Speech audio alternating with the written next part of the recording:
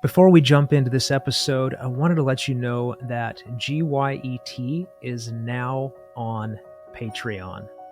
So at GYET, if you join us on Patreon, you get access to features, benefits that no one else can get. You won't see this on YouTube. You won't hear this on Spotify. If you sign up at the startup level, because this is all about entrepreneurship, the startup level, you'll get ad-free episodes, except for my ad reads, with outtakes included. So you'll get to see when we stumble, we make funny comments, we make mistakes. You'll be able to see all of that and laugh along with us. You will access the Patreon founder level members' questions to the experts. So I'll get into a little bit more of that later, but you will have more inside access to these entrepreneurs that I'm interviewing. You'll also get a PDF of my handwritten episode notes with questions that I have planned to ask and maybe some that I didn't get to during the episode. Now, if you want to join and support at the founder level, this is where you'll get everything at the startup level, but you'll also get access to a live updating Google Sheet with show information and filming dates. Why that is important is because you will have the opportunity at this level to be backstage while the episode is filming. So you won't have to wait until the episode comes out to watch. You can watch from backstage and just be right there right now. Also, you'll have 5 of you will have the opportunity to ask the entrepreneur that I'm interviewing a question right then and there. And also, this entrepreneur might have some special gifts and incentives for you, so you will be there live in case they want to drop any links or promo codes or gifts to you. So these are the ways that you can support GYET here on Patreon. I would really appreciate that support. It helps me grow the channel, bring more entrepreneurs that you want to hear from on. So thank you so much for your time and enjoy the episode. This is Get Your Entrepreneurship Together, where you'll find stories, tips, and value from successful entrepreneurs who are out there crushing it. Here's a short preview of this week's episode. That we're not brought up with the kind of conscious awareness or even the encouragement to have that conscious awareness, because for many people there's pressure to conform. You get to the other side of that and you get to share that story. It's just going to amplify exponentially your message and what you're about. When somebody really sees you and they value you for just who you are, not who they think you should be or who you could even become, but they really see you for who you are, it lights a flame. And welcome back to the show, everyone. My name is Brian Elam. I will be your host here on this episode of Get Your Entrepreneurship Together. And today's conversation is going to be a little different, but not that less relevant to entrepreneurship. As many of you know, there's a mental health crisis that's going on in this country. We are at each other's necks. We are divided more than ever before, even with the advent of quote unquote social media.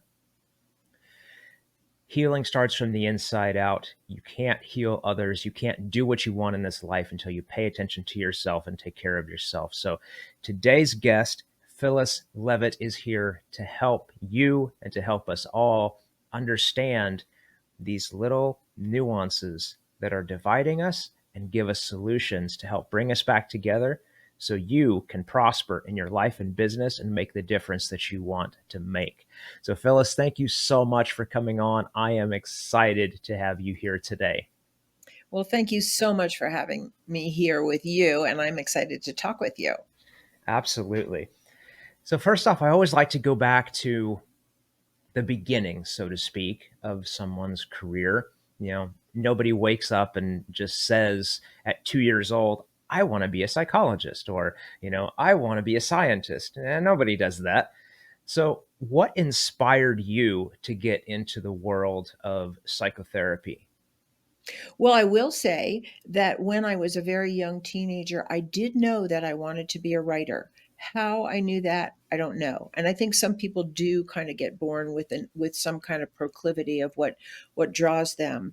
And I also got really good feedback for writing when I was in school. But so that was always there. And I always wrote something, journals, little pieces, poetry, but I really didn't know what that meant for my life. Um, so, really, how I became a psychotherapist is like many people, I was drawn to a career that really spoke to me personally. I had some significant trauma in my childhood, and by the time I was in my mid 30s, I had three little children, and I was really kind of at a very, very critical place in my life where I felt very lost. I had a lot of pain that I couldn't really understand where it was coming from, because a lot of the memories of what had happened to me were buried and they began to surface.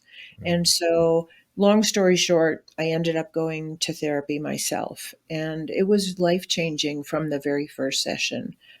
Because at that time, I'm an older generation. At that time, people weren't really talking so much about psychology.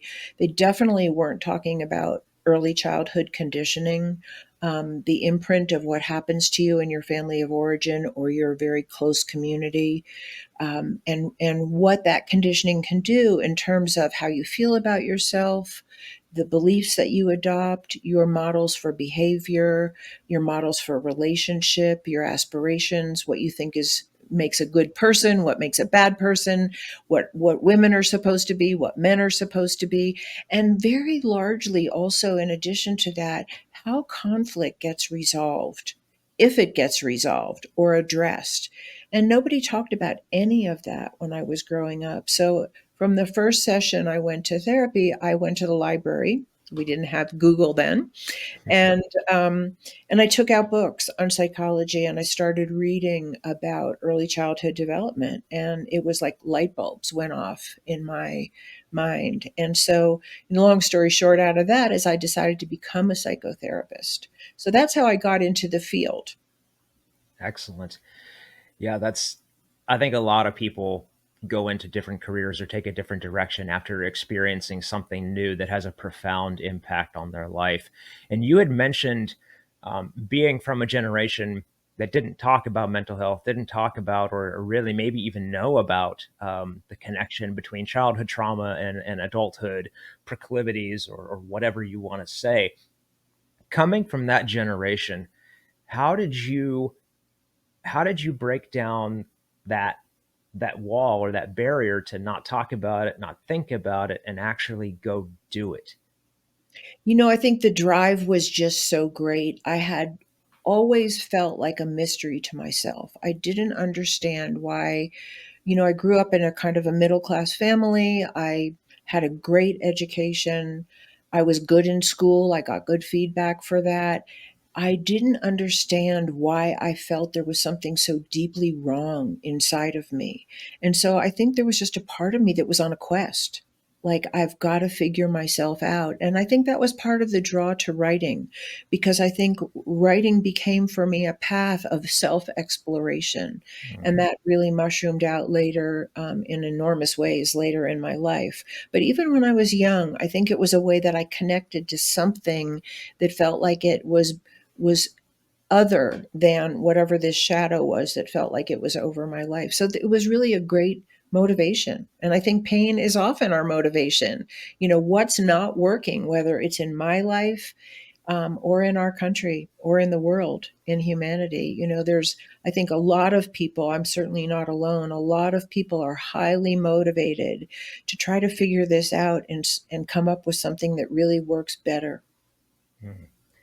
So, did you have an intuition right from the start as you started journaling and getting into this? Did you have an intuition that there was nothing like really wrong with you, but there was something affecting you? You understand the difference that I'm saying? Totally do. I totally do. And I think that's a really important point that you just made, because I did not have that intuition from the beginning. I knew Mm. there was something else inside of me that wasn't having a possibility or a chance to come out. I knew there was something essential in there that felt trapped. but I didn't know how to let it out. I didn't know how to access it. And writing actually was the one way that I did. And sometimes in nature, I had very profound experiences of a very deep connection that would just happen. I couldn't make them happen, but they would happen. Um, but no, I didn't have that. But the reason why I say that what you said is so important for so many people to hear is that there isn't anything wrong with us. We're not born flawed. Nobody is. I mean, some people, very rarely have some brain anomaly or something that really messes up the way that they perceive the world. But in general, I believe that every baby is born totally innocent and pure and a beautiful, loving life form. And then we get kind of written on by the experiences and the conditioning and the values of the people around us or the role models. And we take that all on. And little children are very, very absorbent. They don't have a filter. They can't just say, I don't want that energy on me. It just all comes in. And so, I learned that through the process of my own healing journey. And I was really able to actually say those things, those exact words to people that I worked with. You are not what happened to you. You are not the worst thing you've ever done. There's an essential self in there. And the beauty of any kind of healing work, whether it's psychotherapy or something else, um, is to uncover that essential self and give you back your real self to be fulfilled in this world. And again, none of us do it perfectly, and we still replay our wounds. But there's a possibility of really finding some real healing and beginning to have a conscious awareness of what we're doing in this life and the choices we make. That's I'm so glad that you just said that. A conscious awareness of the choices that we make. And as you were speaking, a certain rabbit hole got placed on my heart Right. to go down, and it's the fact that a lot of entrepreneurs, obviously, they have children, Hmm. and it's my imagination that some of these entrepreneurs that have kids feel as though they're neglecting these kids. Like they don't spend as much time at home or with them that they should because they're busy building a business and trying to be successful. What intentions, what conscious things can these busy parents with good intentions do to interact with their kids to make sure that those children have less of that bad writing that's written on them? Yeah. I mean, the bottom line, and then we can build from there. The bottom line is heal yourself, because we visit on the people around us, whether we love them or we are aware of it or not. We play out some of our own conditioning. It's just the human condition. It's not a fault. It's not a blame. It's not a flaw. If you've been conditioned to avoid conflict or to scream when you're angry, or to leave, you're probably going to do that. And one of the things that was really valuable for me, I had three little children, and I ended up being a single mom when I went back to school and got my degree as a psychotherapist. Um, One of the things at that time, there was a lot coming out about early childhood development and parenting skills that hadn't been on the market before. And so, one of the things, that I would say is, do your own work, because whatever you heal in yourself, you do not visit in the same way on your children, because we're just pretty automatically reactive. And we just have a lot of unconscious stuff that I know. I don't know if you've experienced this, but I know that I experienced this, that sometimes I would be having a reaction that I didn't even want to have, but it was just coming out of me. And it, Yep. it definitely came from an unhealed place that was calling for help in me. And the other piece that I would say about children, I mean, first of all, I would say spend as much time as you can, because it is really important. But the other thing is and this is part of what came out when I was a young mother, were a lot of really deep listening skills for your children. I grew up in a generation where your parents just told you. Right? Same. Right. So I don't actually have memories of being asked. I might have been asked like what flavor of ice cream I wanted, but that's it. You Yeah. know, Not how do you feel, what's going on for you, what do you think you need, how did you react to that situation, how do you feel about so and so. Nothing like that was in my environment growing up. And so I read this wonderful book when my kids were little called, I think it's something like How to Talk So Your Children Will Listen and Listen So Your Children Will Talk. And it really changed some of my interactions with my kids because it was all about reflecting back what they said before you jumped in with anything else. And it Mhm. was really that simple. Like, what I hear you say is blah, blah. Because, like I said, I grew up in a generation where your parents just told you.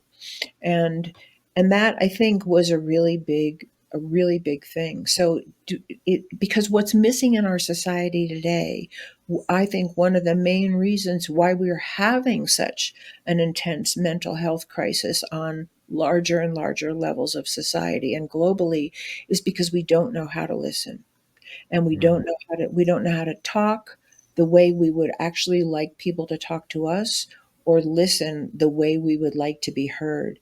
And these are some of the skills that people learn in the best therapy, or they're some of the outcomes that just come from healing your own wounds. And when communication breaks down, I think we all know, whether it's with your spouse or your children or your employees or people you're trying to, grow your business with, or people in your community and friends. If we can't listen and we can't really feel heard, there's we don't really connect deeply. You're 100% right. And you just I love it when this happens. You just went exactly where I wanted to go next because I wanted to Right. ask, like, what do you feel the main issues are that are dividing us right now? And you just said it. Being able to Yeah. listen and communicate. And I think beneath that, what I would say that I think is really powerful, and this is a lot about what my book America in Therapy addresses, um, is that from my experience, I've been a psychotherapist since 19, probably saw my first client in 1987. And I just retired from my actual practice this year. So I've been a psychotherapist seeing hundreds of people, children, families, couples, individual adults.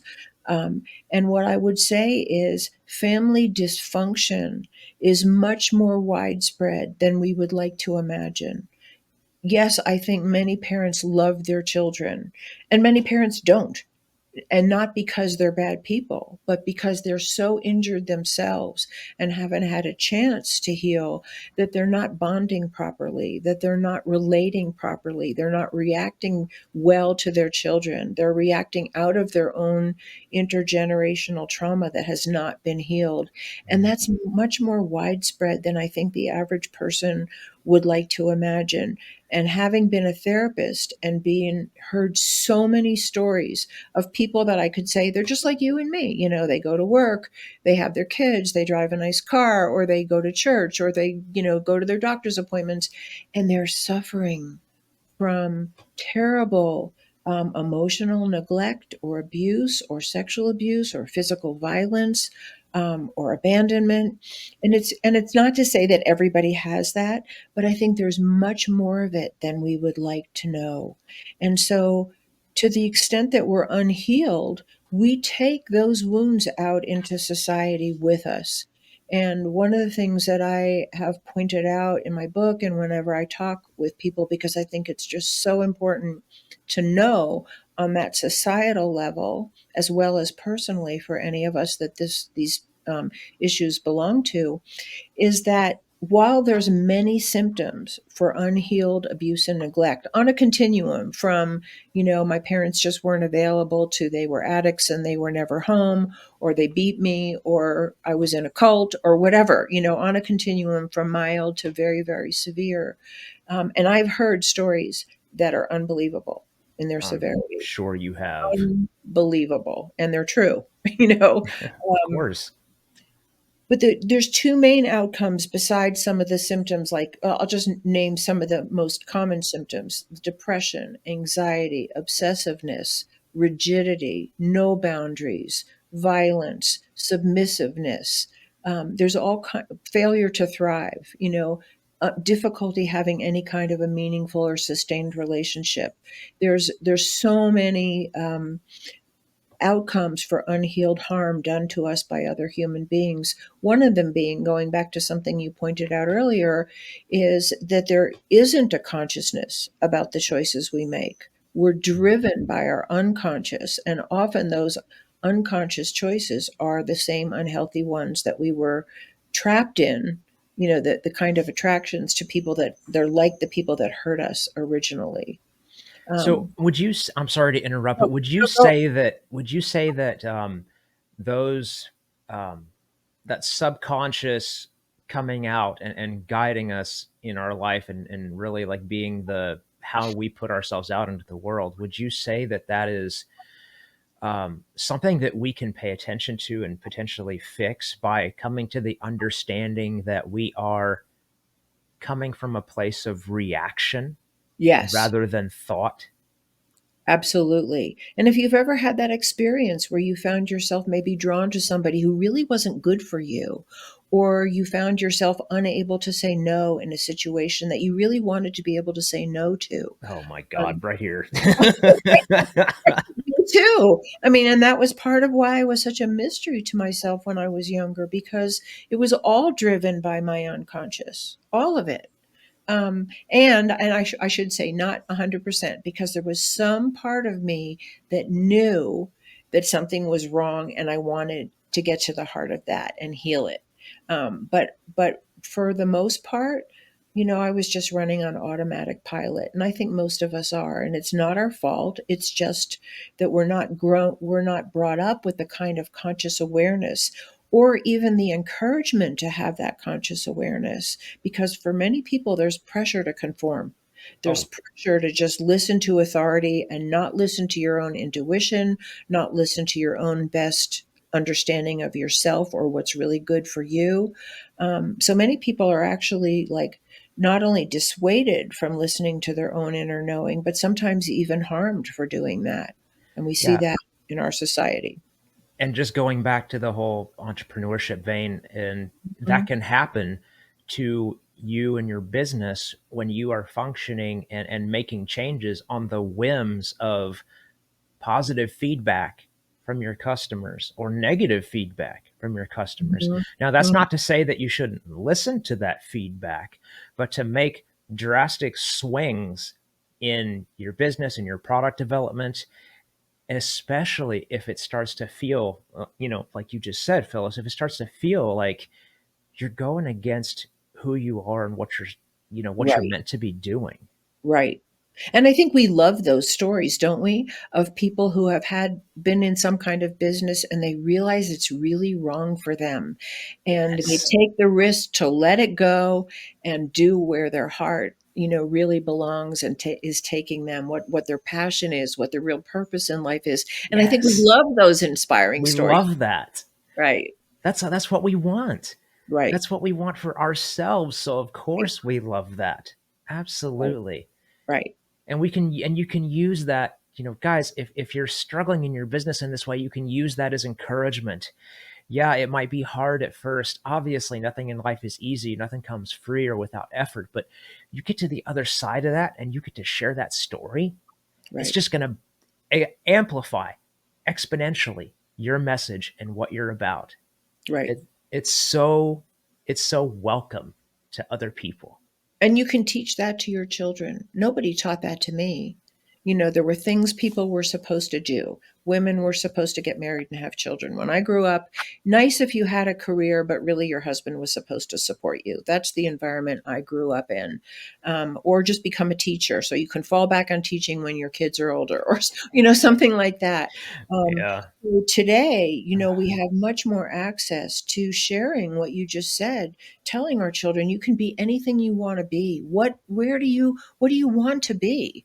And if you don't know, then try different things. You don't have to decide. What in my generation, or in the culture that I grew up in, my generation, probably not true for everybody in my generation, you're supposed to go to college. You didn't necessarily have to develop a career if you were a woman. If you were a man, you did. Hmm. Uh, but nobody took time off after high school in my community to just explore what was interesting to them and then go to college later. Yep. And one of my children did that. My oldest son took time off. I don't remember if it was a year or 2 years after high school, and he found his passion. And actually, he became a therapist, and he's an amazing therapist. But he didn't know until he gave himself that freedom, outside of any kind of pressure to become anything, to explore what really called to him. Yeah. And that's one of the things that I don't know if you follow Gary Vee or not, but that's one of the things that I really admire about him and his message is he's focusing a lot on coming from a place of self-acknowledgement. Hmm. And he has this thing where people come up to him and they'll ask, Gary, I've tried this, I've tried that, and nothing's working. And like, I don't feel motivated to do this business, that business, whatever. And, you know, I'm 25 years old and I feel like I'm behind in life or I'm lost. What do I do? And Gary says, try stuff, Right. try more Right. stuff, Right. you Right. know, and, Right. and also the realization that you are young. You're 25 years old. You're a baby still. You have That's what I so wanted to much say. life. You have so much life ahead of you. Yeah. Right. Right. There's time. There's no pressure to have it figured out when you're 25, unless One of my you have internalized that, right? right, right. And one of my good friends, I remember, I don't know if I'll ever forget this. We were driving down the road and I think I actually might have been 25 when I asked him this question. It's like, when did you figure out, what you wanted to do? Because he had his own business at the time and, had his own schedule. And I was like, envious of that, obviously, as someone that loves entrepreneurship. And it's like, how did you figure this out, what you wanted to be, when you grew up? And he just looked over at me and said, when I figure it out, when I figure out what I want to be when I grow up, I'll let you know. I'm like, Right. whoa. That's beautiful. And he was what, like 42 at the time, and I'm like, dude, like if you haven't figured it out, it's too late. It's too late, bro. But that's where my head was at that time. As Hmm. well, it's wild. Right. Well, and I think it's different for different people. I know people who never figured it out, that they had like a career. They did different things that called to them, Yeah. and for some people, there's just a calling. And then there's lots of spaces in between. Because part of what your friend might have been saying, and I don't know if this was true for him, is that he was on an evolutionary path. So it was changing. He was growing and changing and morphing as he went. And he gave himself that freedom to do that. That's what it sounded like anyway. You know what? I think you're exactly right, because he really did value his freedom to make his own choices and be his own person. And whether that was working for himself or choosing to work for someone else, change his career path. Yeah. Yeah. I think you're 100% right with that. Yeah, and again, we love those stories, right? We love those stories. Somebody started out this way and they thought they had to be a lawyer or they had to be a blah blah, and then all of a sudden, you know what their passion was really art, and they did it, and I think that's part of what we want to communicate to our children, and that's part of what we want to like foster as the way that we interact with people. Because when you're really seen, and I think this is one of the things that I really learned as a therapist and as a client myself, when somebody really sees you and they value you for just who you are, not who they think you should be or who you could even become, but they really see you for who you are, it lights a flame of that passion in you and that purpose in you that validates it. And we need that from other people and not just from ourselves. And of course, some people only get it from themselves, and that's okay too. But we can give this to each other in this world. Yeah. One of my interviewees that I talked to said that we're all here to activate someone else, which I thought was just an amazing way to put that. I love that. I I love love it too, and that's why I quote it like in every podcast, that it brings up that memory, because I think it's just so important. And Oh let me my say goodness. that when people heal the wounds that have kept them from really expressing their fullest self in the world, they do activate other people. It happens. without them necessarily even trying. And then if you add conscious intention to that, wow, Right. Right. Yeah. It's the whole thing about you never know who's watching that's right. or who's paying attention. That's why it matters, all those little things that you do. Again, when you think nobody's watching, or, oh, I posted this on social, but nobody really cares. Well, that's not true, because just Right. because they didn't like or comment doesn't mean they didn't see it and it didn't touch them. That's really true. That's really true. So going back to the issues that were that are dividing us. Yeah. You mentioned listening and being able to communicate to each other. In your book, in your experience, what are some of the things that we can start doing right now as individuals to Right. help start healing this? Yeah. Well, one of the things that the first part of my book is really dedicated a little bit to like where I came from and what brought me to write the book.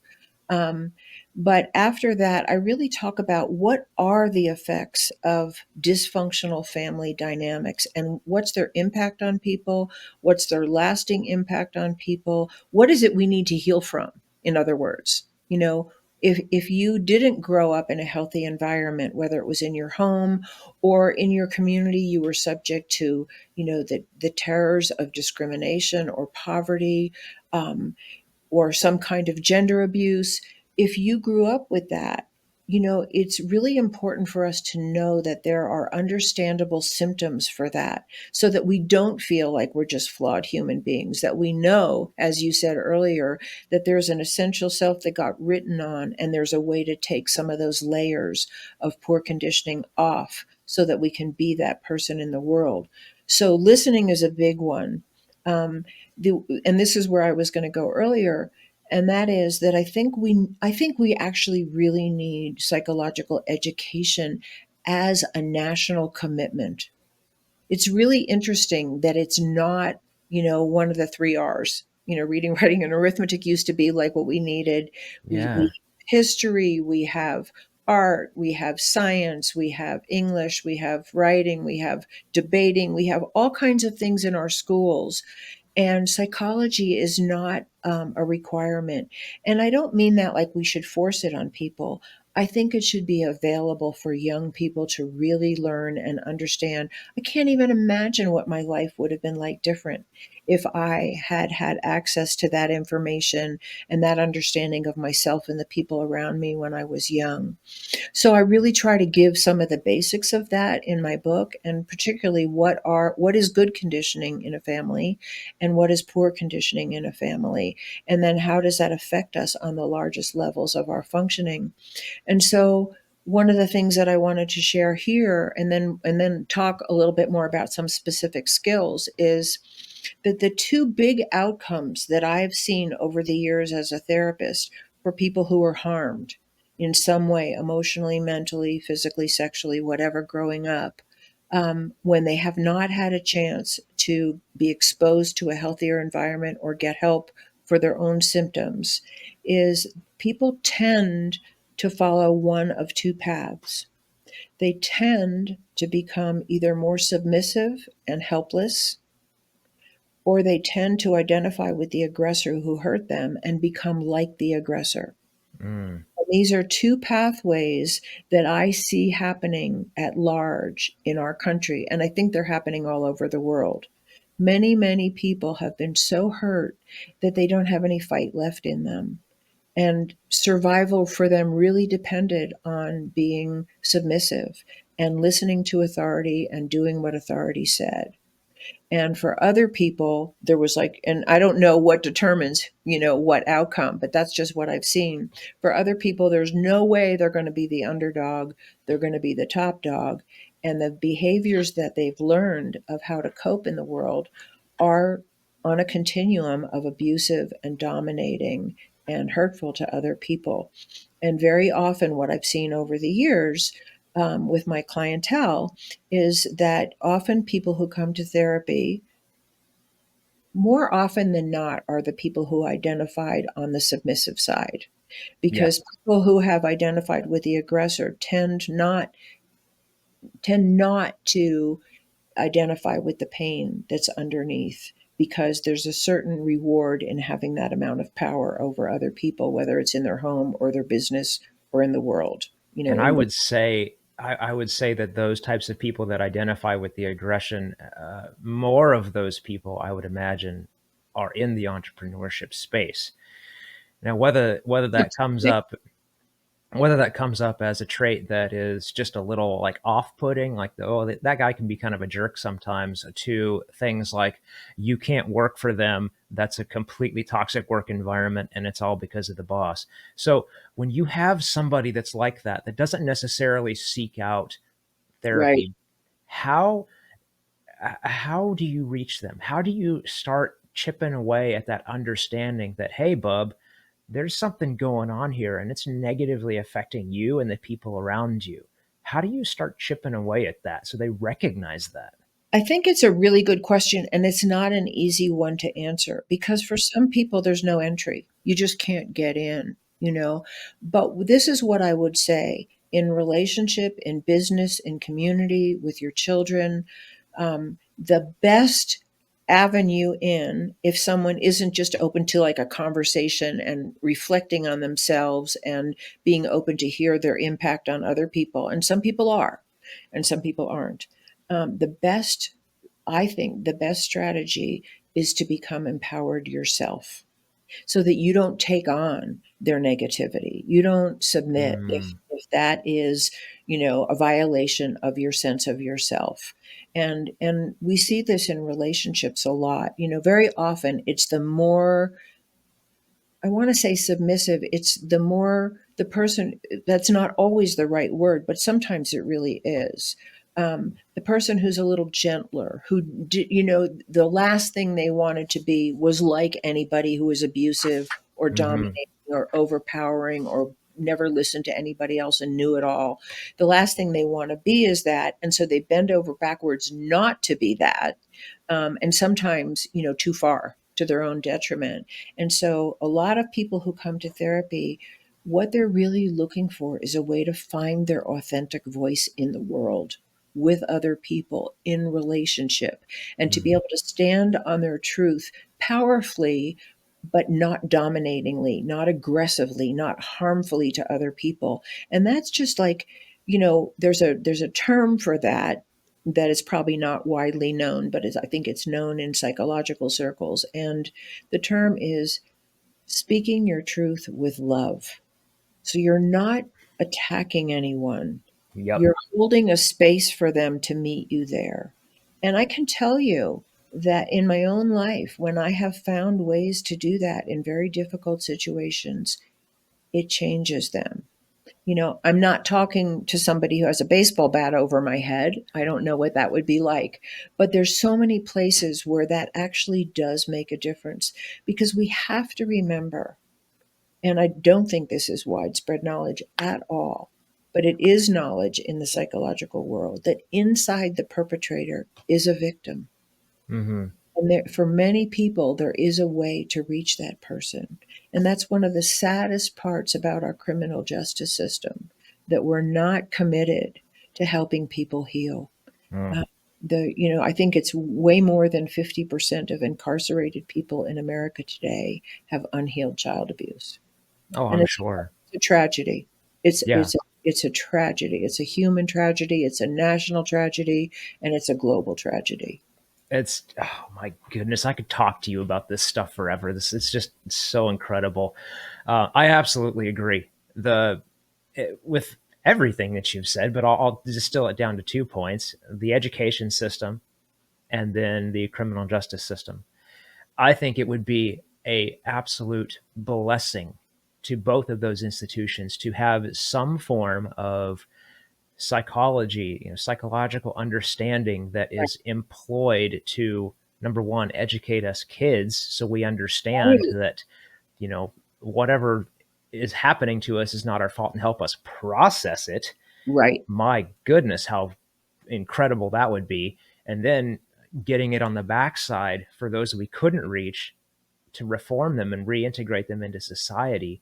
Right. And I've got to I've got to assume, and I'm wondering if you agree with me about this, if we did those things, that the homeless population in this country would shrink exponentially.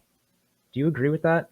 I agree, and I mean, I definitely agree, because, well, for many reasons.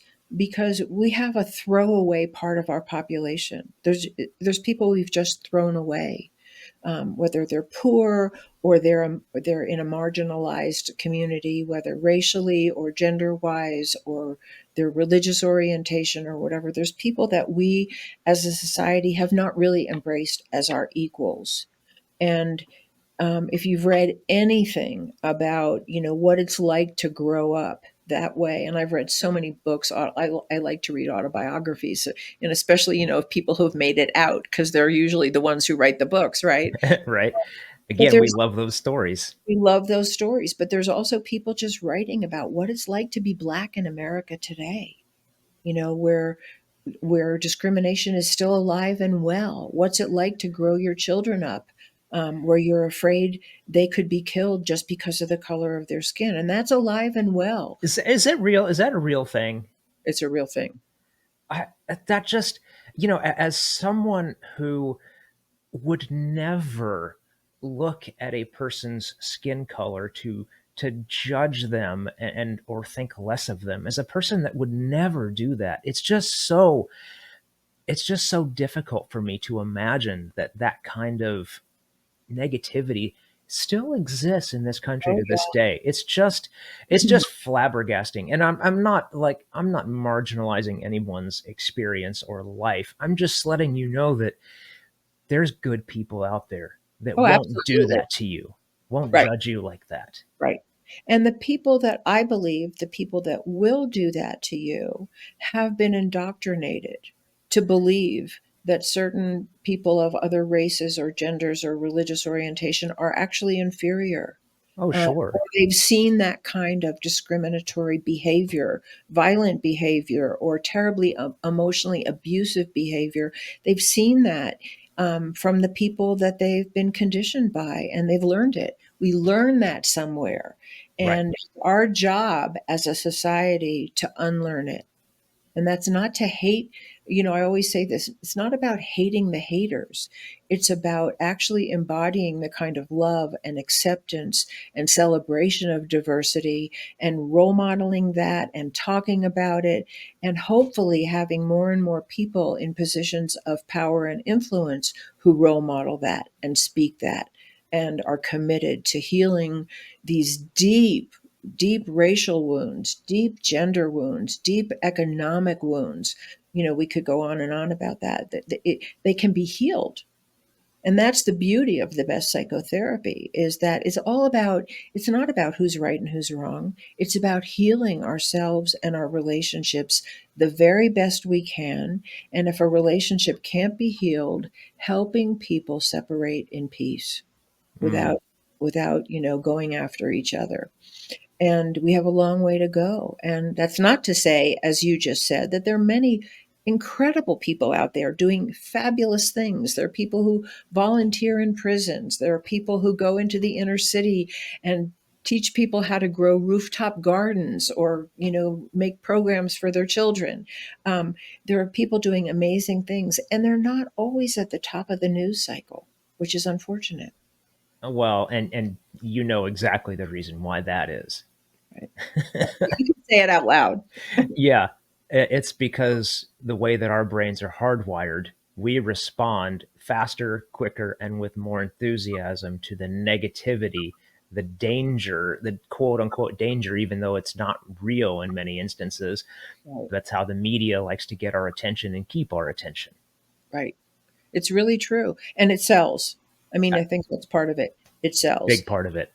And one of the things that I have really become aware of through this whole journey of being a psychotherapist, doing years of work on myself and the traumas that happened to me, and in writing this book, and talking about this book, my own thinking process just keeps growing and growing around it.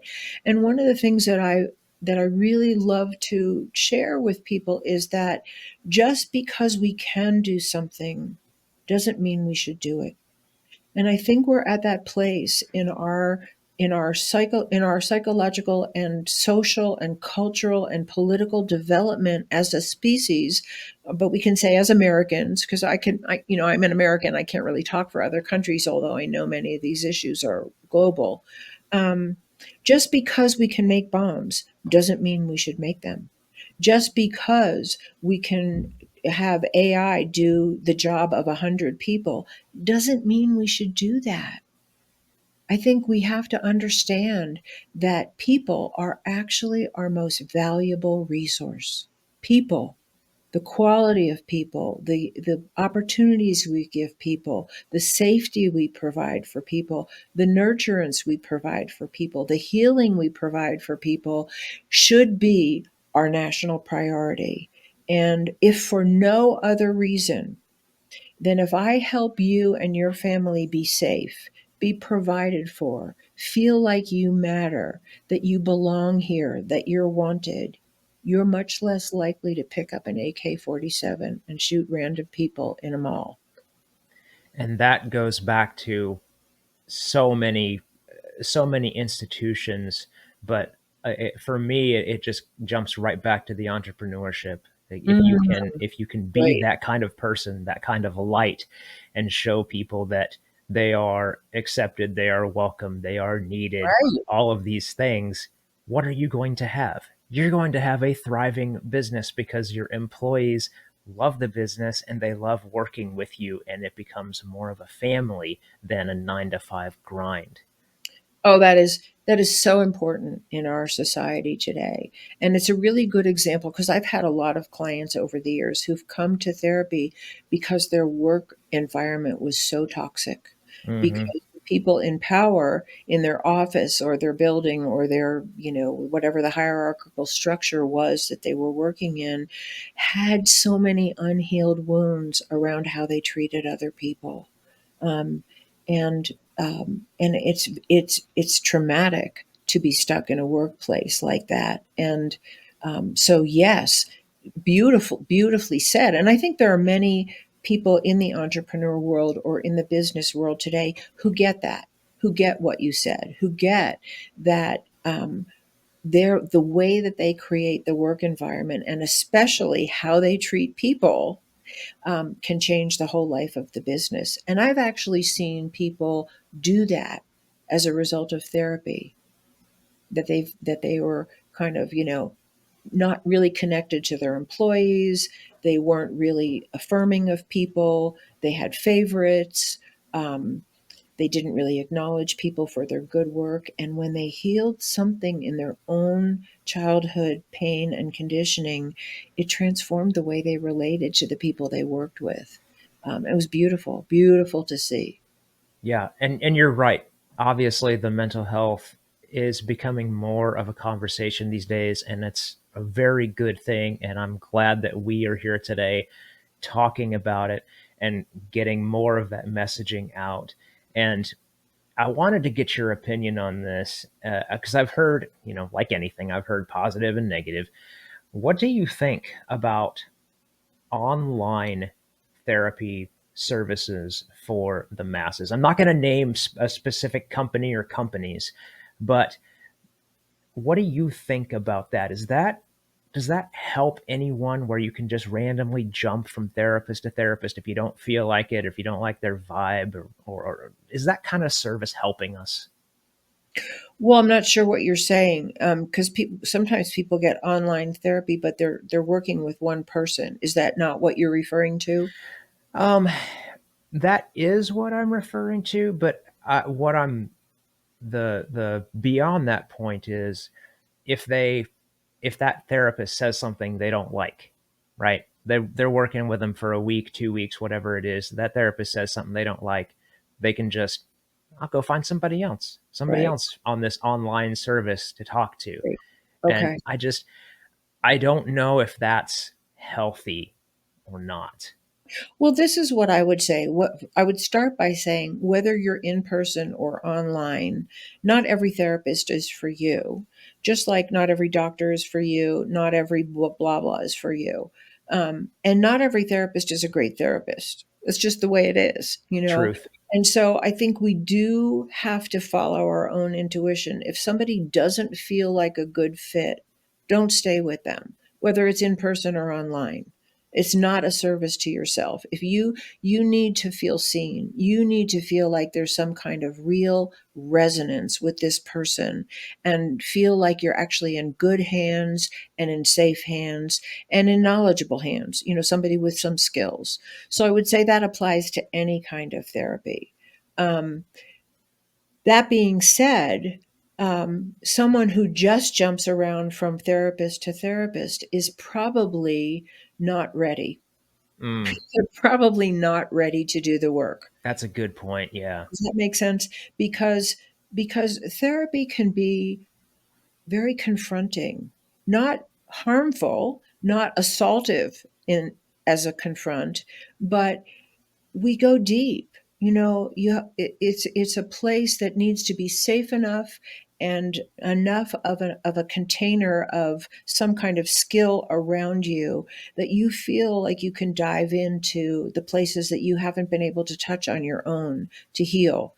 And sometimes it means you're going to be crying, or you're going to just remember something that was really hard to remember. Mm. uh, but I know for me, in my process, and I did have a number of therapists, there were people that I felt it was a certain limitation on how far I could go until I landed in the right space for myself. But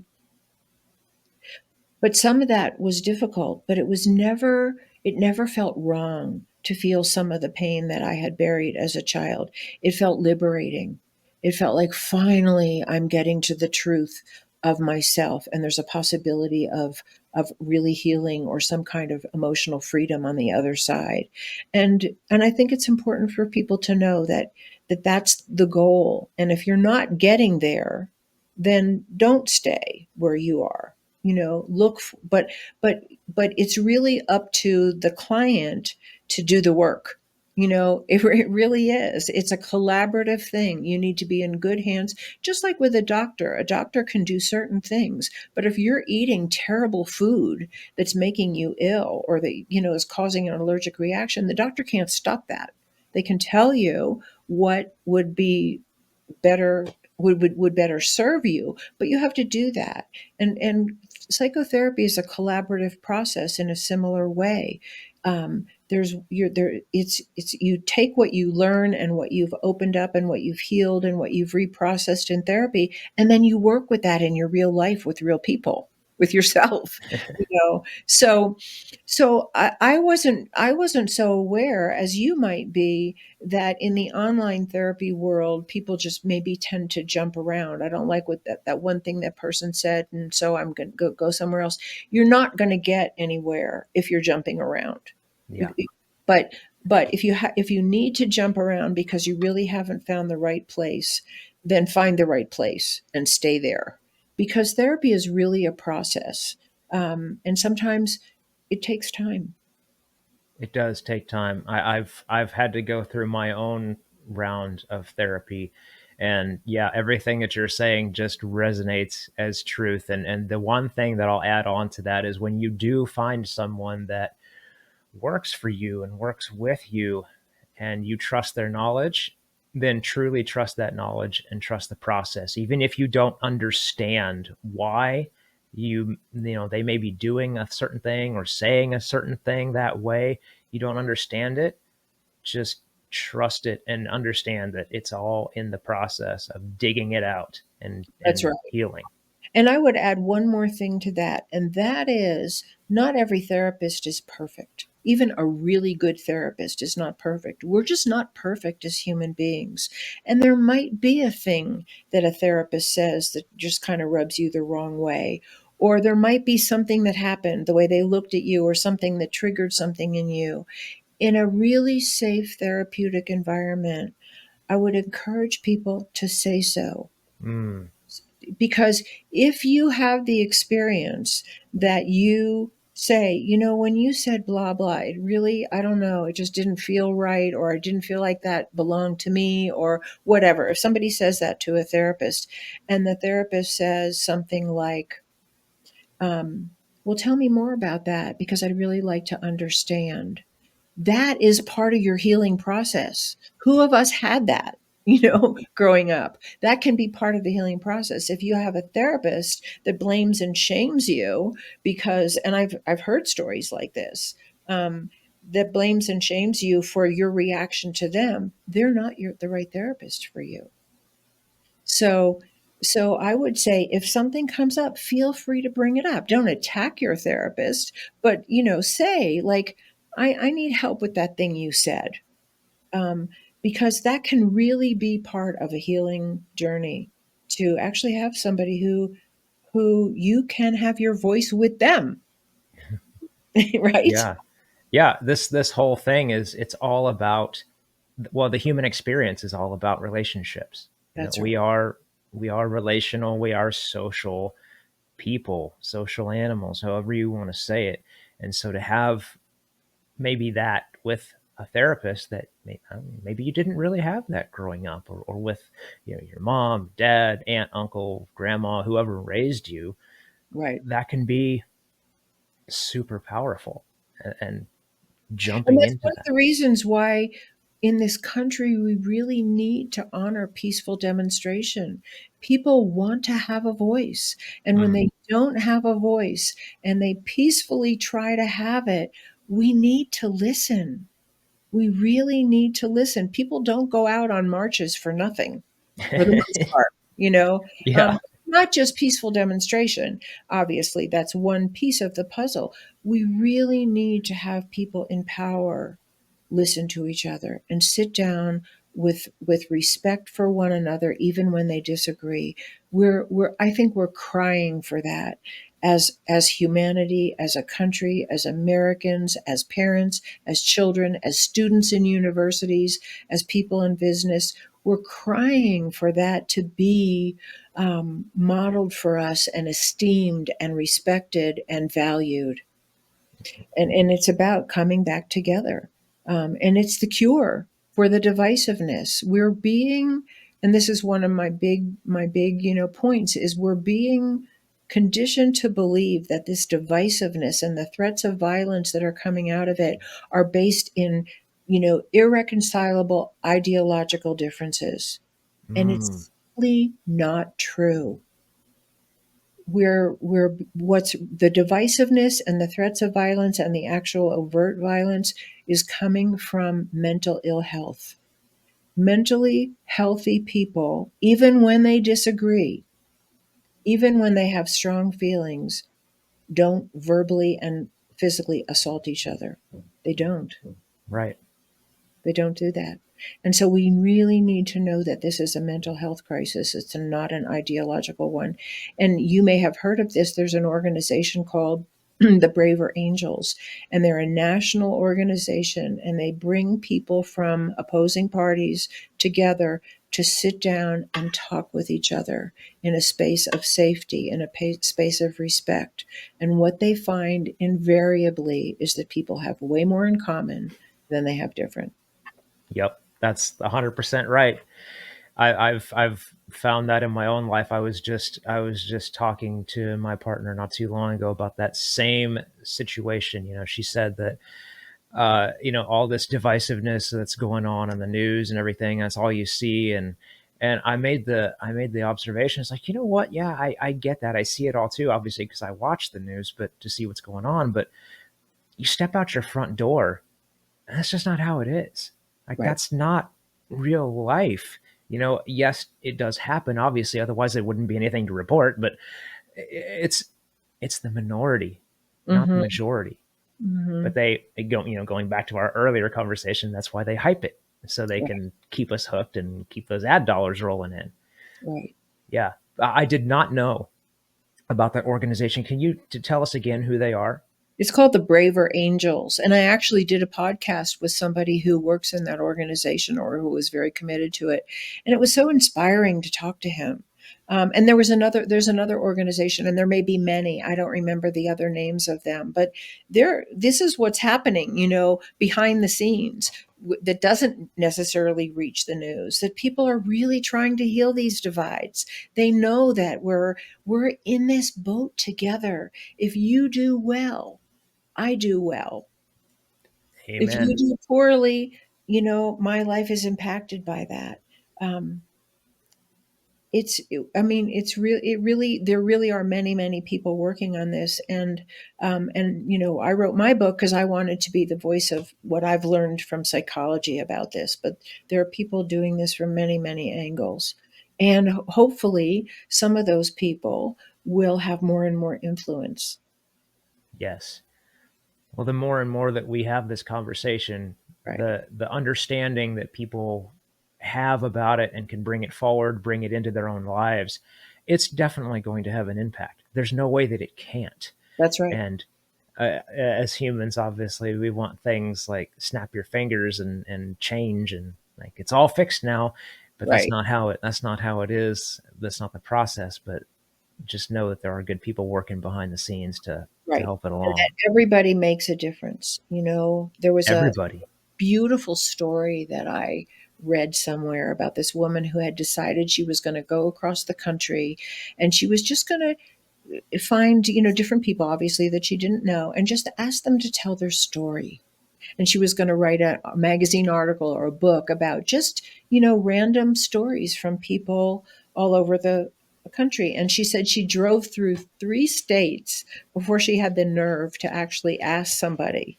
And so she said she went into a diner and she committed to herself that the first person who made eye contact with her, she would sit down with and ask them if they would tell their story. Mm. And she went into the diner, and there was one man sitting alone in the back who was the first person who made eye contact with her.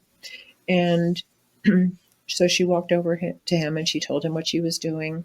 And he looked at her and he said, "No one has ever asked me about my life." Oh my. Oh, that's heartbreaking. Heartbreaking. And I don't think that's uncommon in our country today. I, I would I would agree with you, given where we are and the amount of depression and loneliness that's Loneliness. out there. Right. It's just incredible. That wow. I'm so glad that she's out there doing that. I know. It was the most heartbreaking and heart-opening kind of story. And we can do that for each other. You know, just take a little moment. I know that with some of my circle of friends, we do that. We ask each other, like with real deep caring, "How are you? What's going on?" Yeah. And it's not and because of the space that you're in that it's not that surface level. Right, How are you? Oh yeah, everything's good, right. we're all fine. No, it's not that. Like you can actually say, you know what? Like this day has been a real pain in the butt and this is why and I'm feeling this way about it and you can go in, and that's an amazing gift to be able to give to Right, somebody. right. And I know many of the people talking about your entrepreneurship kind of lens is that many people would really thrive if that was part of their work environment. Like, how are you? Yes. Again, going back to Gary Vee, and one of the things that he does with his companies is he will meet with everybody that's Mm, employed with him. Once a year, he will have an hour sit down and just mm, really, really check in and listen to right, them. And who does that? Who does that? right. I have a client who does that in his business on even a more regular basis. And of course he's done lots of work on himself. He's aware. He knows what he's doing and he knows Right. what he's creating, and he's created this incredible work environment. There you go. Man, Phyllis, this has been just an incredible conversation. I can't thank you enough for the wisdom and insights that you have shared and the work that you're doing out there in this world. So, where can people find you, find your books? We need to get this out there more. Well, thank you so much for having me. I mean, you have been an amazing person to have a conversation with because you're like you're there, It's very enlivening and very validating and exciting for me to have this conversation with you. The best place to find me is on my website. It's www.phyllisleavitt.com, and that's you can spell my name many ways, so I'll spell it. It's Phyllis, and Leavitt is Leavitt. Um, you can contact me there. You can sign up for my newsletter. I have a free little mini course that I offer through my website on the 6 secrets of resolving conflict, that I would love to share with anybody who wants to get it. I have lots of videos on my website and blogs. I'm on Substack and Facebook and LinkedIn, and I have lots of interviews on YouTube. But the best place to reach me is on my website, but you can reach me on any of them. And my book is called America in Therapy: A New Approach to Hope and Healing for a Nation in Crisis. And it's available from all major booksellers right now. That is amazing. So congratulations first and foremost on the new book and being, so well distributed. It's something worth celebrating. So as an Thank you. entrepreneur, I love that. Thank you so much. Thank you so, so much. Absolutely. All right, guys. Well, those links are going to be below. Go check out Phyllis's website, get into her world, the newsletter, take that quiz, because so many people are conflict avoidant. And it's just something that we need to lovingly break down and get into. And let me say, I have this one mini course on the 6 steps of dealing with conflict. And now I'm working on a new one, which is how to identify your conflict type and work with that. Because we have different types. We have passive, we have aggressive, we have passive aggressive, we have avoidant, we have submissive, and we have a healthy way. So I'm working on that right now, and hopefully that'll be available soon. It's not ready yet. Awesome. Well, and any idea when that might be ready? Just because people are going to find this later on, months down the road. Any Right. idea when that might be ready to go? Well, right now it is the very end of August in 2024. Yeah. And I would say it'll be available before the end of the year, but I just don't know, because I'm working with someone who then takes my material that I've put together and creates the actual technology for the course itself. So I don't know how long that process will take, but I would think before the end of this year. Okay. And I'll let you Perfect. know if it comes out sooner. Hey, there you go. There you Okay. go. And I'll share it out with my social network, and they can go and take the quiz and find out which conflict type they are. Great. Beautiful. I love it. Well, again, Phyllis, thank you so much for this. It's just been an absolute pleasure having you, and I can't thank you enough for the work that you're doing.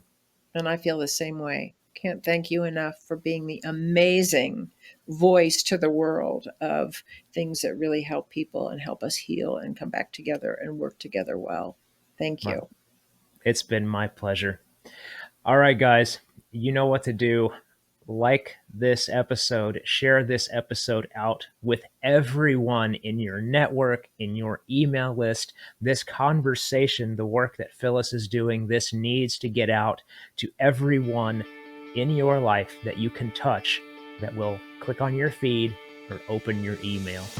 So like, share, subscribe to the show, and peace. I'll see you in the next one.